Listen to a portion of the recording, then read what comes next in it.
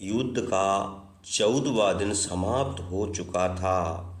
जयद्रथ का वध हो चुका था। कौरव सेना की पंक्तियां डगमगा उठी थीं। रणभूमि की धूल अभी बैठी नहीं थी, पर शिविरों में भय का धुआं भर चुका था। पहली बार दुर्योधन की आंखों में संशय स्पष्ट दिखा। द्रोणाचार्य जानते हैं कि अर्जुन की प्रतिज्ञा पूर्ण होना केवल एक योद्धा की विजय नहीं, बल्कि समय की दिशा बदलने का संकेत है। उन्हें यह भी भान है कि कृष्ण की प्रत्येक चाल युद्ध की सीमाओं से परे है। इसी गहन रात्रि में माता गांधारी अपने रथ से उतरती है। आंखों पर पट्टी है, पर भीतर की दृष्टि प्रज्वलित है। वे सीधे द्रोणाचार्य के शिविर की ओर बढ़ती हैं।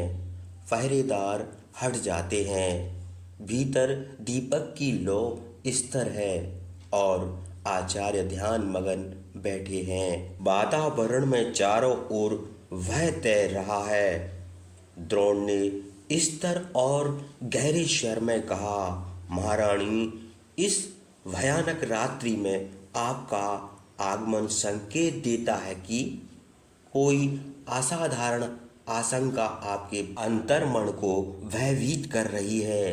आज रणभूमि में जो घटित हुआ, उसने कौरवों की शक्ति ही नहीं, उनके आत्मविश्वास को भी आघात पहुंचाया है।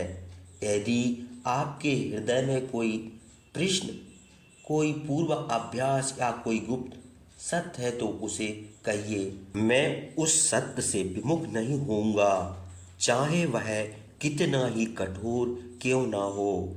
शिविर की हवा क्षण भर को थम जाती है। गांधारी ने गंभीर और मर्म स्पर्शी स्वर में कहा, आचार्य, आज मैंने केवल जयद्रथ का अंत नहीं देखा, मैंने देखा कि कृष्ण के संकेत पर सूर्य की गति भी भ्रमित हो उठी। यह युद्ध अब केवल धनुष और बाण का नहीं रहा, यह बुद्धि, संकल्प और नियति का युद्ध बन चुका है। क्या आपको नहीं प्रतीत होता कि हम अब किसी आदर्श योजना के पात्र बन चुके हैं? दीपक की लौ कांपती है। द्रोण ने क्षीण किंतु दृढ़ स्वर में कहा, मैं जानता हूं कि वासुदेव साधारण सारथी नहीं है। उनकी प्रत्येक मुस्कान में गूढ़ संकेत छुपा है, परंतु मेरा धर्म स्पष्ट है। मैं हस्तिनापुर का ऋणी हूँ, दुर्योधन का सेनापति हूँ। यदि नियति मेरे विरुद्ध भी हो, तब भी मैं अपने वचन से विचलित नहीं हो सकता। गांधारी ने गहरे और चेतावनी भरे स्वर में कहा, कर्तव्य महान है आचार्य, परंतु मनुष्य का हृदय उससे भी अधिक गहन होता है। आप रणभूमि में अजय हैं, कोई योद्धा आपके सामने ठहर नहीं सकता, परंतु आपकी पराजय रणभूमि में नहीं लिखी गई, वह आपके भीतर लिखी गई है।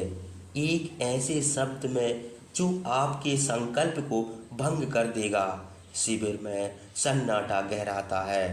द्रोण ने विचलित पर संयत स्वर में कहा, क्या आप उस नाम की ओर संकेत कर रही हैं जिसे सुनते ही मेरा हृदय शिथिल हो सकता है?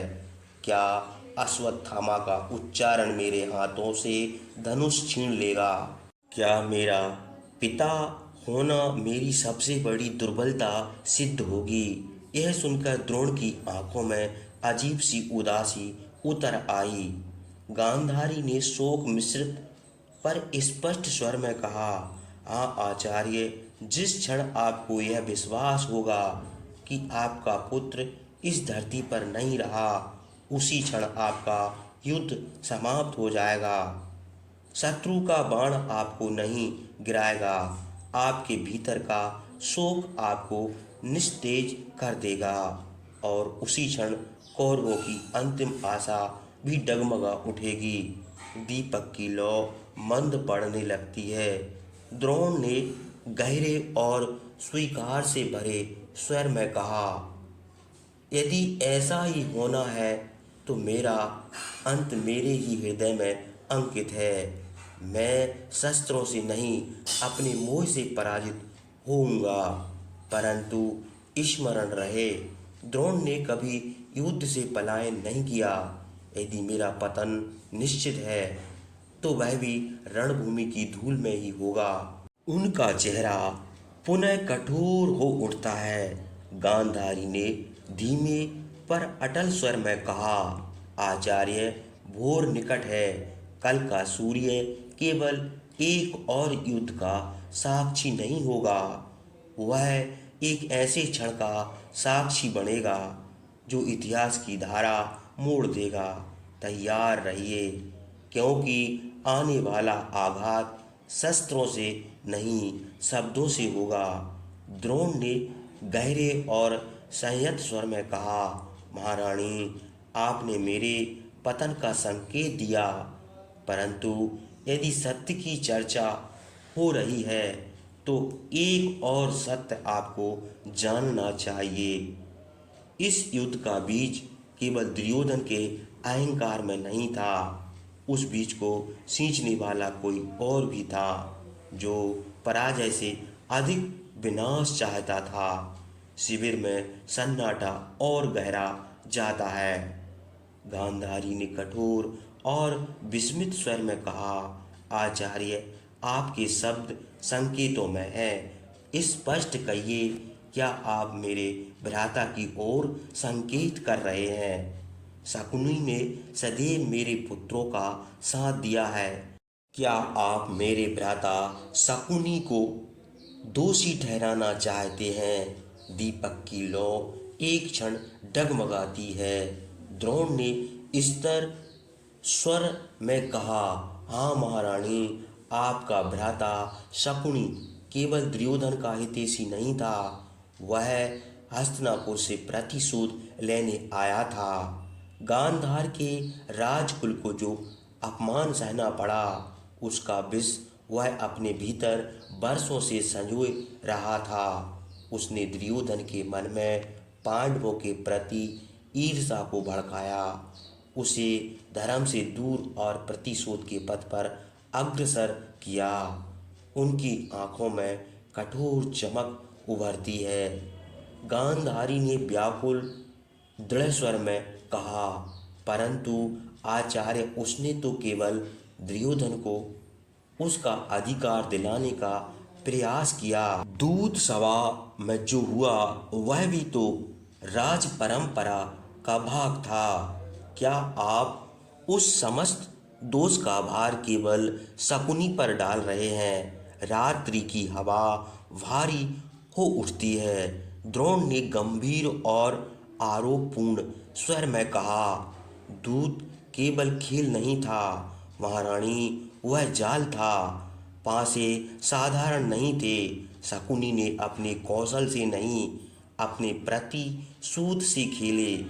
उसने दुर्योधन को यह विश्वास दिलाया कि पांडवों का विनाश ही उसके गौरव की रक्षा करेगा, परंतु सत्य यह है कि वह पांडवों के साथ साथ कौरवों को भी उसी अग्नि में झोंकना चाहता था। यह सुनकर वातावरण और तनावपूर्ण हो जाता है। गांधारी ने कांपते नियंत्रण स्वर में कहा, आप यह क्या कह रहे हैं कि मेरा भ्राता हस्तिनापुर को नष्ट होते देखना चाहता था? वह मेरे पुत्रों के भविष्य के साथ छल कर रहा था। दीपक की लौ मंद पड़ने लगती है। द्रोण ने गहरे और निशंक स्वर में कहा, हाँ महारानी, वह जानता था कि पांडवों के साथ अन्याय अंततः युद्ध को जन्म देगा। उसने उसी युद्ध की भूमिका रची। वह चाहता था कि कुरुवंश स्वयं अपने रक्त में डूब जाए। पांडवों का विनाश उसके लिए पर्याप्त नहीं था। वह चाहता था कि हस्तिनापुर की नींव ही हिल जाए ताकि उसका प्रतिशोध पूर्ण हो सके। उनके शब्द शिविर की दीवारों से टकराते प्रतीत होते हैं। गांधारी ने वेदनापूर्ण पर धीमे स्वर में कहा, यदि यह सत्य है तो मैं अंधी होकर भी सबसे अधिक अंधी रही। मैंने अपने भ्राता की मंशा नहीं पहचानी। क्या यह युद्ध केवल पुत्रों के अहंकार का नहीं बल्कि प्रतिशोध के गुप्त षड्यंत्र का परिणाम है? रात्रि का मौन उत्तर जैसा प्रतीत होता है। द्रोण ने अंतिम और गंभीर स्वर में कहा, महारानी, इस युद्ध में प्रत्येक व्यक्ति किसी न किसी बंधन में बंधा है। मैं अपने पुत्र के मोह में, दुर्योधन अपने अहंकार में और शकुनी अपने प्रतिशोध में। परंतु सबसे भयानक बंधन वही होता है जो मुस्कान के पीछे छुपा हो। शकुनी ने वही किया। उसने आग स्वयं नहीं जलाई, उसने केवल घी डाला और अब समूचा कुरुवंश उस ज्वाला में समर्पित हो चुका है। शिविर में गहरा मौन छा जाता है। गांधारी स्थिर खड़ी रहती है। उनके भीतर संघर्ष उठता है। एक ओर भ्राता की रक्त, दूसरी ओर पुत्रों का भविष्य। वह रात्रि और अधिक सघन हो चुकी है और भोर निकट है और उस भोर के साथ न केवल द्रोण का बल्कि कुरुवंश के शेष सपनों का भी अंत समीप है। गांधारी ने धीमे तीक्ष्ण स्वर में कहा, आचार्य, यदि शकुनी प्रतिशोध की अग्नि में जल रहा था तो क्या आप यह भी जानते हैं कि यह युद्ध अपरिहार्य था? क्या आपने पहले ही देख लिया कि पांडव और कौरव किस दिन रक्त